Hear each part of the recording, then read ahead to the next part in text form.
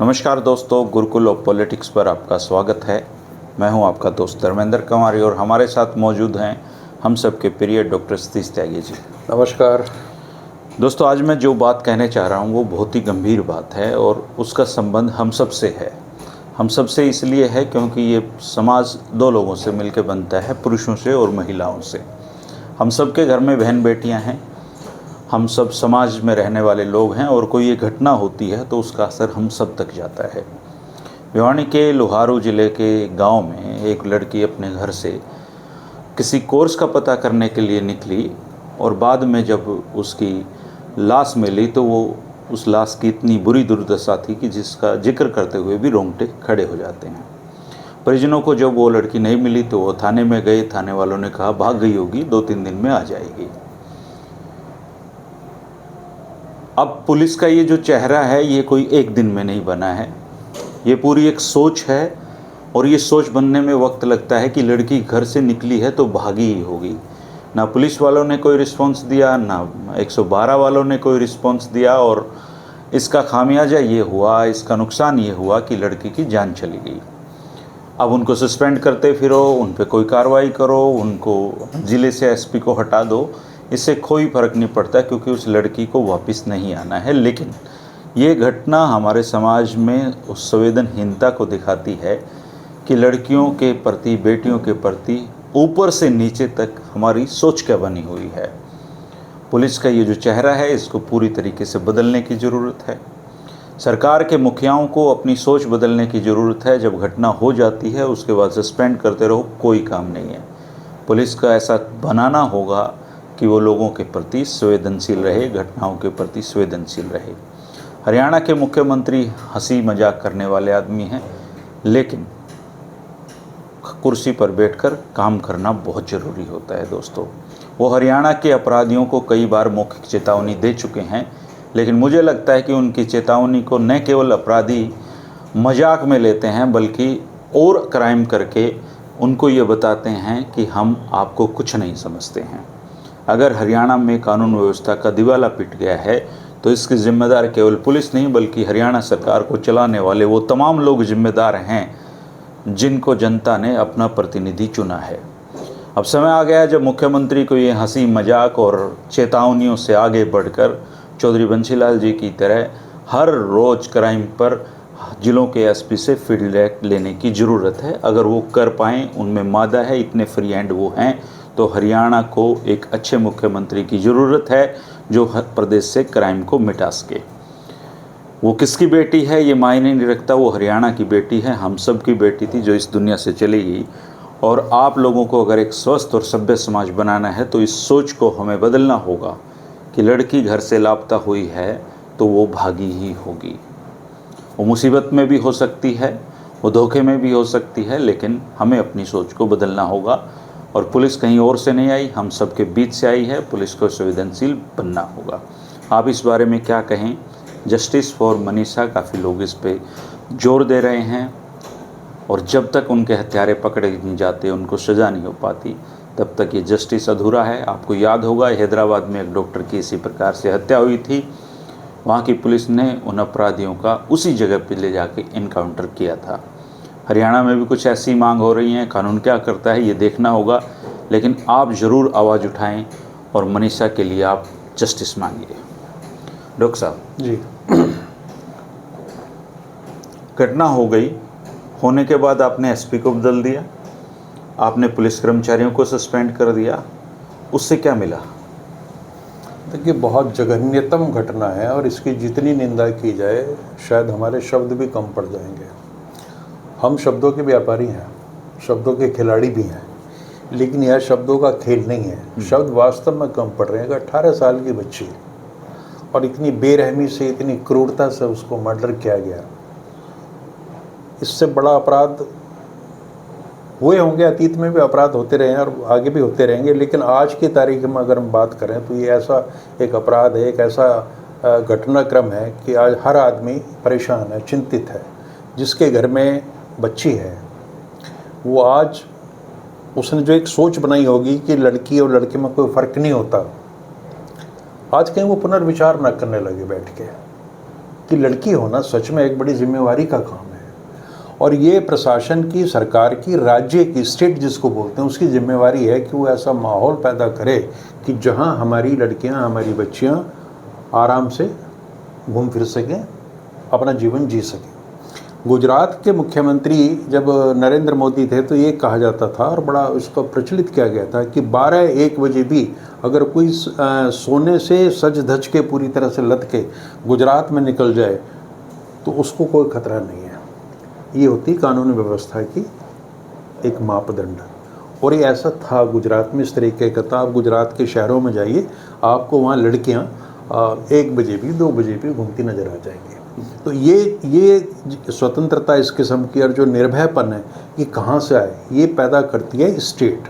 और स्टेट कैसे पैदा करेगी? स्टेट तब पैदा करेगी जब वो ऐसे उदाहरण कायम करेगी, नज़ीर बनाएगी कि अपराधियों को बहुत ज़्यादा दंड दिया गया, जो शायद कानून में, विधि में है, उससे भी ज़्यादा कहीं आपको वो चीज़ें करनी पड़ेंगी। तब जाके समाज के लोगों में और ये भरोसा पैदा होता है कि हमारी सरकार ठीक दिशा में काम कर रही है, और अपराधियों के अंदर एक डर, खौफ पैदा होता है। देखिए, अजीब बात है कि जो लोग अपराधी तत्व हैं वो पुलिस के सानिध्य में बड़ा सहज महसूस करते हैं, उन्हें कोई दिक्कत नहीं है। अब कभी चले जाइए, थानेदार और एक अपराधी के संबंध बहुत कॉर्डियल मिलेंगे, लेन देन के संबंध भी होंगे, लेकिन एक शरीफ आदमी, एक जो सही नागरिक है, आदर्श नागरिक है, वो डरता है पुलिस से। और ये जो इस पर्टिकुलर मामले में जो मनीषा वाले में कहा गया कि भाग गई होगी, आ जाएगी, ये जो 2 लाइनें हैं, ये अपने आप में बहुत बड़ा संदेश लिए बैठी हैं। जिन्होंने ये बातें कही हैं, जाहिर तौर पे उन पुलिसकर्मियों के घर में भी बच्चियाँ होंगी।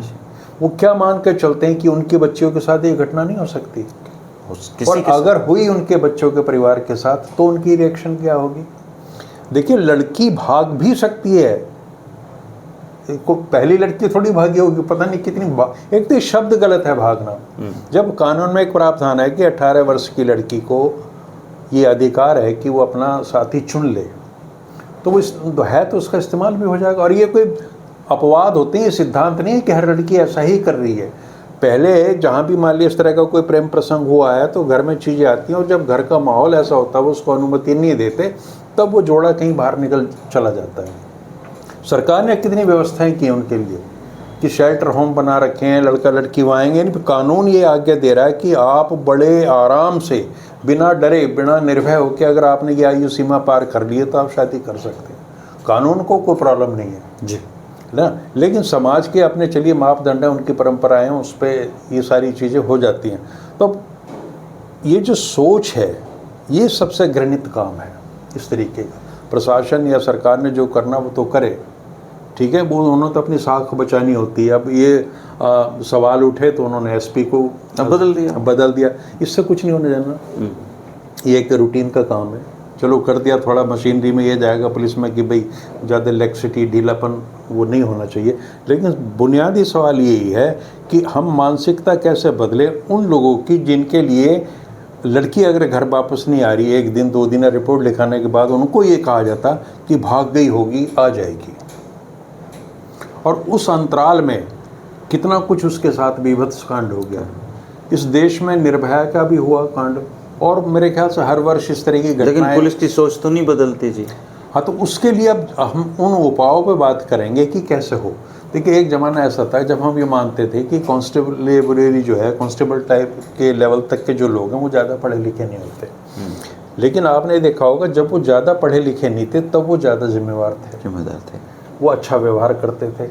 और एक स्थिति ऐसी आई बेरोजगारी के चलते चलते कि आज MA पास पे पुलिस कांस्टेबल भर्ती होते हैं, और पुलिस के सिपाही में भर्ती होने के लिए मारामारी है। और हम लोगों से शिक्षा का तकाजा है कि हम उनसे व्यवहार करें कि अगर वो चुने जाएं पुलिस सर्विस में तो वो एक अच्छा व्यवहार लोगों के साथ रखें, मतलब सम्मानजनक तरीके से बात करें। पुलिसिंग का मतलब सिर्फ डंडा चलाना और बंदूक चलाना नहीं है, कि आपका आचरण कैसा है आम नागरिकों के साथ में। लेकिन मैं ये देख रहा हूँ कि इसमें कोई सुधार होने के बजाय लगातार गिरावट हो रही है।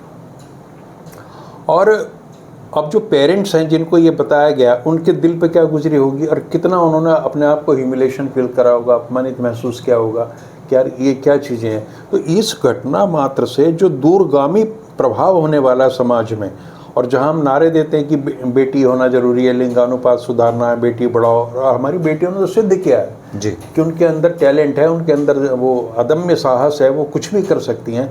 तो उन माता पिताओं के आज वो अपने इस निर्णय पे जो उन्होंने निष्कर्ष निकाले थे कि लड़की और लड़के में कोई फ़र्क नहीं है, आज वो दोबारा ये सोचने पर मजबूर हो जाएंगे इन घटनाओं के बाद में कि लड़की होना वास्तव में एक अभिशाप है, बोझ है, और सरकार को इस चीज़ की चिंता करनी चाहिए।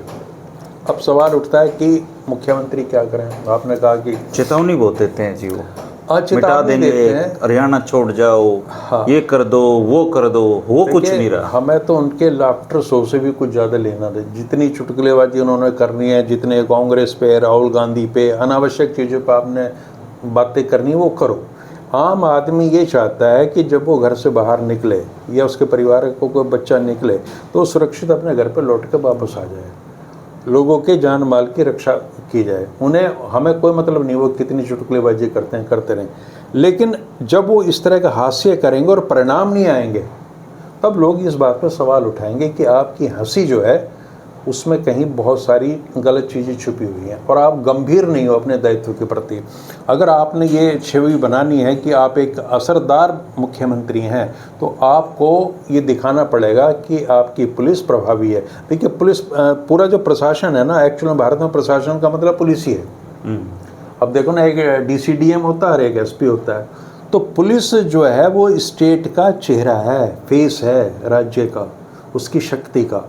और अगर उसको आपने बीभत्स कर दिया है, बिल्कुल उसका आकार प्रकार सारे बदल दिए हैं, तो आपको उस बात की चिंता होनी चाहिए। अब आप अतीत में मत जाओ। अब क्या होगा, ये लड़ाई होनी, विपक्ष ये मांग करेगा और उनको सत्ता पक्ष ये कहेगा कि आपके समय में भी तो ऐसे ही होता था, तब कौन सी बड़ी आदर्श स्थिति थी। तो ये बहाने गढ़ के आप कब तक ऐसे ही चलते रहेंगे? क्या सदियों हम केवल एक दूसरे पर आरोप प्रत्यारोप करके निकल जाएंगे? भाई, आपके पास एक मौका मिला है, आप प्रदेश सरकार के मुखिया हो, आपके पास पूरा पुलिस तंत्र है, आप क्यों नहीं ऐसा माहौल बनाते कि जिसमें आम आदमी अपने आप को सुरक्षित महसूस करे? और कोई भी आदमी अगर कानूनी रूप से उन सारी चीज़ें उन्होंने बच्चों ने अगर पार कर रखी हैं, ये भी तो उनका राइट, ये भी तो स्टेट की ड्यूटी है इसको इम्प्लीमेंट करना। तो ये जो कुछ भी आज की तारीख में हुआ है, इससे मुझे तो सबसे बड़ी चिंता ये है कि जो लड़कियों के माँ बाप और सभी होते हैं, उनके मन में एक डर बैठ गया। और धर्मेंद्र जी, सोच के देखिए, 21वीं सदी के दूसरे दशक में हम अपनी लड़कियों की चिंता ये कर रहे हैं, वो कैसे आगे पढ़ेंगी, कैसे हॉस्टल्स में जाएंगी, कैसे सर्विसेज में जाएंगी, कैसे धरातल पे जाके अपने कर्तव्य का निर्वहन करेंगी। अगर इस तरह का माहौल बना तो इस धारणा को बहुत ज़्यादा चोट पहुंचने वाली है। और सबसे बड़ी बात सर कि आप अपने पूर्ववर्ती लोगों से सीख सकते हैं। देखिए, सबसे पहली जो किसी भी स्टेट की अच्छी बात है वो ये है कि वहाँ लॉ एंड ऑर्डर कैसे मेंटेन होता है। बिल्कुल। क्या इतना बड़ा स्टेट तो हमारा है नहीं।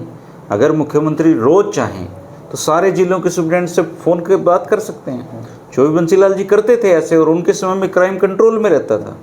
भाई, आप बात करो और ज़रूरी है तो इनकाउंटर करो, क्या दिक्कत है? सभी मुख्यमंत्री इस तरह का व्यवहार करते रहे हैं। ओम प्रकाश चौटाला जी के बारे में कहा जाता है कि रात के 12-1 बजे तक भी डिप्टी कमिश्नर और SP डरे हुए रहते थे, डायरी पास में रख कर सोते थे कि क्या उन्होंने इंस्ट्रक्शन दिए, क्या है। बंसीलाल तो सुबह 4-5 बजे अखबार ट्रिब्यून निकलता था, तो एक आदमी जाता था साइकिल से लेने दफ्तर में, और वो सबसे पहले पढ़ते थे प्रदेश का हाल क्या है। जाहिर सी बात है वो कानून की इसकी व्यवस्था को देखते हैं। वो छोटा सा स्टेट है जी, क्या इसको भी सही? इतनी छोटी सी स्टेट में जिसका आकार ही कितना है, और धमकियां सुन लो आप, इतनी धमकियां हैं। पुलिस पे प्रेशर इतना है सर, पुलिस भी क्या करे। सैकड़ों लोगों को तो इन्होंने मतलब बेवजह की सुरक्षाएं दे रखी हैं सर। छोटे छोटे BJP के नेता छुटभैया गनमैन लिए घूम रहे हैं। और वो उन्होंने क्या है, अपने स्टेटस सिंबल बना लिया है। नेता ये मान के चलता है। अब देखिए, साधारण पुलिस को भी छोड़ दीजिए आप, अगर किसी के साथ खाकी वर्दी में लोग चल रहे हैं, उसका उतना स्टेटस उससे तय नहीं हो रहा। वो ब्लैक कमांडो चलेंगे, AK-47 लेके चलेंगे, और पीछे पायलट चलेगी, ये चलेगी। अब इन चीज़ों को से कम मुक्ति पा लेनी चाहिए। क्या खतरा है इन नेताओं को? कुछ नहीं रखा इन चीज़ों। कोई भर्ती आयोग का चेयरमैन है, वो भी गनमैन कमांडो लिए घूम रहा है, क्या खतरा है जी उनको? अच्छा, अब ये आधार मैं ये कहता हूँ कि सभी सरकारों में ये सारी चीज़ें थी, बुराइयाँ थीं। आप नया क्या ला रहे हो? आपको जनता ने चुना है 5 वर्षों के लिए कि इसमें आप क्या नया करोगे। जनता को कोई लेना देना नहीं कि आगे पीछे क्या हो रहा था। वो निकम्मे थे, नालायक थे, उनको बदल दिया। हर 5-10 साल बाद जनता जो करती वो सही करती, अपना निर्णय सुना देती और एक नई व्यवस्था को सामने लाती। अब वो व्यवस्था कितनी जवाबदेह है, कितनी प्रभावी है, ये तो नेतृत्व को तैयार करना पड़ेगा ना इस चीज़ के लिए अपने। और आप अगर उसी बहानेबाजी में चलते रहेंगे तो ठीक है, चीज़ें चल रही हैं जैसी चल रही हैं। अब सवाल ये उठता है कि देखिए, राजनीति में अपराधीकरण राजनीति का बहुत ज़्यादा होता जा रहा है। एक ज़माना था भारतीय जनता पार्टी में सच में गुंडा एलिमेंट नहीं होता था। आज आप हर जिले में चले जाइए, जो छटे हुए बदमाश हैं, गुंडे हैं, बीजेपी जो माफिया हैं, वो सब भाजपा में आ गए। लोगों के दिमाग में ये बात बैठ गई है कि अगर तुम्हें सरकारी संरक्षण चाहिए और अपने अवैध और गंदे आपराधिक कृत्य करने हैं तो उसके लिए राजकीय संरक्षण आवश्यक है। इतना काम तो मुख्यमंत्री कर सकते हैं, उनको पता नहीं क्या कि किस क्षेत्र में किन लोगों की छवि कैसी है। लेकिन दुर्भाग्य यह है कि वो लोग न केवल भाजपा में बल्कि उनको ये इन प्रकार चुन के भेजा जाता है, सदन में भेजा जाता है। जिला परिषद या इन निगम उगम के चुनाव में चीज़ें आम हो गई है हर जिले में। लेकिन अब आप आगे भी आ जाएंगे, अगर ये सिलसिला रहा तो वो विधानसभा में भी जाएंगे और संसद में भी जाएंगे। मैं अटल बिहारी जी का एक स्पीच सुन रहा था सर। हाँ, आज उनका शायद जन्मदिन भी है। जी, तो आज पुण्यतिथि है।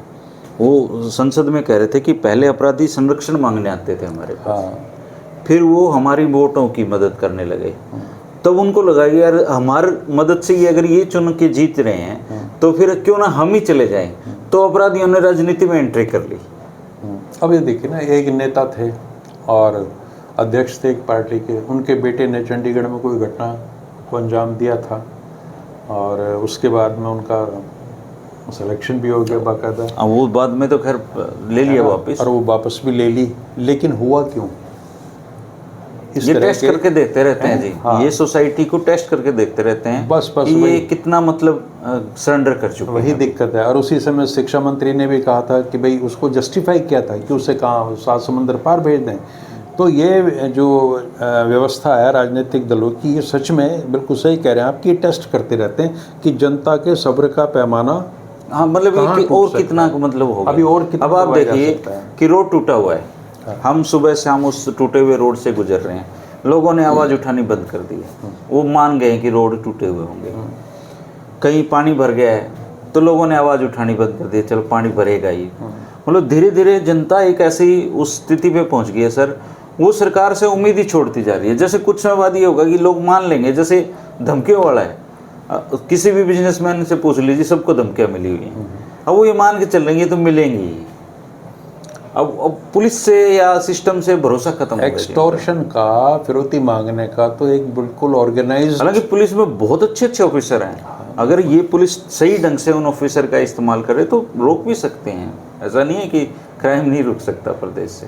देखिए, एक उत्तर प्रदेश की आपको घटना में बताऊं, उन्होंने सीधे सीधे किसी भी अपराध के लिए वहाँ के डीएम को मायावती जी ने रिस्पॉन्सिबल ठहरा दिया था कि मुझे कुछ लेना देना है, कैसे भी होता है। डीएम और एसपी, पुलिस कप्तान और जिलाधीश, ये दोनों जिम्मेवार हैं। अगर कोई भी घटना घटेगी तो तुम्हें टांग दूंगी, और टांगती थी वो।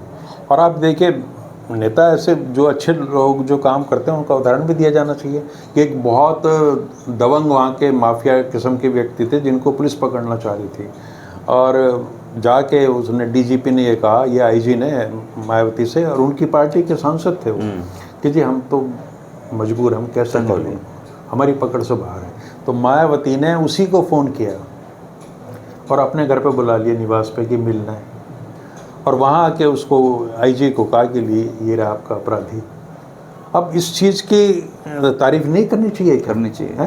तो एक मुख्यमंत्री ने अपनी, बेशक कोई राजनीतिक मजबूरियाँ रही हों, लेकिन इतना बड़ा काम किया जो उसको करना चाहिए था, लोगों ने उसको अप्रिशिएट किया। तो आउट ऑफ फ्रेम सोच के आप बहुत सारी चीज़ों का समाधान निकाल सकते हो, और समाज का कोऑपरेशन लीजिए ना।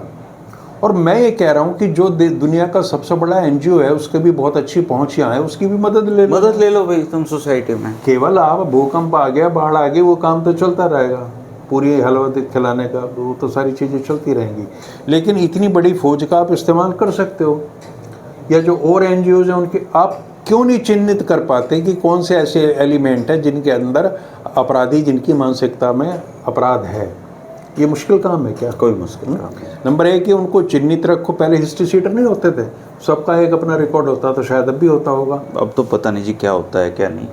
अब तो हर 10 दिन में मुख्यमंत्री जी ये कह देते हैं कि या तो हरियाणा छोड़ दो, नहीं तो मिट्टी में मिला दो। बस ये कहते, कोई मिट्टी में नहीं मिलता। देखिए जिसने करना होता वो कर देता है। एक बहुत आपको घटना मैं बताऊं, कुछ भी बोलने की जरूरत नहीं है, आप लगाम कसो सारी चीजों पे। अब आपको बोलने की जरूरत नहीं है, हम जैसे लोग गुण गाएंगे कि मुख्यमंत्री जी ने बदल दिया सिस्टम को। 80 के दशक में इसी रोहतक शहर में 2-3 बड़े मशहूर गुंडे थे, उनका पूरा टेरर था, और उनके नीचे छोटे गुंडे होते थे जो मोहल्लों में खड़े होकर बाज़ारों में लोगों की शांति भंग करते थे। जो एसपी थे उनको वहाँ भेज दिया स्कॉटलैंड किसी ट्रेनिंग पे, और जो एडिशनल एसपी थे उनको चार्ज दे दिया। वो इलाहाबाद के रहने वाले थे। तो उन्होंने क्या करा कि उस बंदे को पकड़ा जो सबका हेड था, सबसे बड़ा बदमाश था। उसका मुंह काला किया, उसको गधे पे बिठाया, उसको गंजा किया और उठा के जीप के नीचे बांध के ना पूरे शहर में घुमा दिया, उधर खोखरा कोट पे भी। और उसके बाद से आज तक मैं देख रहा हूँ, 40 साल हो गए, मैंने कभी भी यहाँ सड़क छाप गुंडागर्दी नहीं देखी। वो चीज़ ख़त्म कर दी उन्होंने। तो जनता आपसे अपेक्षा करती है इस चीज़ की, बेशक ये इलीगल हो, चूँकि आपके लीगल तरीके तो काम आ ही नहीं रहे। या तो लीगल तरीके से कम करो आप, क्या करो, अगर आपके पास वो जो प्लान है जो आप सोचते हो, या आप राज्य की सत्ता के जरिए आप जो कर सकते हो, जब वो विफल हो गए तब आम आदमी, अब लोग कहते हैं ना कि उसको चौराहे पर खड़े होकर फांसी दे दो, जो कह रहा है उसको भी पता है कि ये नहीं होना और इलीगल है। ठीक बात। तो आप सीधे फांसी मत दीजिए, लेकिन कुछ ऐसी व्यवस्था कराइए। अभी जो एनकाउंटर होते हैं, जैसे यूपी में खूब बदनाम है और हरियाणा में भी एक दौर में खूब एनकाउंटर, वो क्या लीगल है? एनकाउंटर तो इलीगल चीज़ है, लेकिन उससे जहाँ पुलिस तंत्र को राहत मिलती है तो आम जनता को भी राहत मिलती है। तो एक बार को आपको हर एक स्तर पे समाज का सहयोग लेके भी और जैसे भी हो इन चीज़ों पर अंकुश लगाना चाहिए। और सबसे ये जो भरोसा है ना, ये विश्वास बहाल करना होगा कि जिन घरों में लड़कियां हैं, और अमूमन सभी घरों में बच्चियां हैं, उनके माँ बाप अपने इस निर्णय पर ना पछताएं कि हमारे घर में कोई एक ऐसी अतिरिक्त जिम्मेवारी पैदा होगी जो हमारे लिए असुविधा है। बिल्कुल दोस्तों, कानून व्यवस्था प्रदेश की सबसे ज़रूरी चीज़ है।